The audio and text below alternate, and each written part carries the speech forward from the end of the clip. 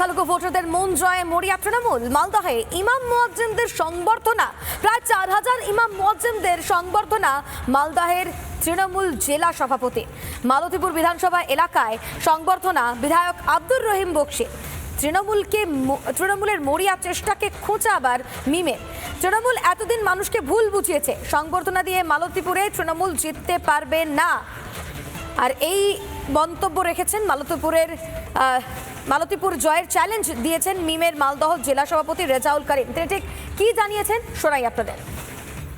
তৃণমূলের সারা বাংলায় ভয় ঢুকে গেছে যে তৃণমূলের ঘুম হারাম হয়ে গেছে। আপনারা মানুষকে ভুল বুঝিয়েছেন, আর আপনি বলছেন সংখ্যালঘু ভোট ভাগ করার জন্য মিম এসছে।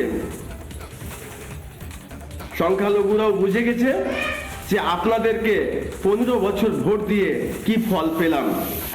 সংখ্যালঘু বুঝে গেছে যে তৃণমূল সরকার মানে লুটমারি সরকার।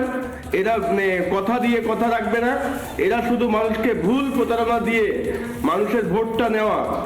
গত 5 বছর চলে গেল, কি হয়েছে মালদায় উন্নয়ন?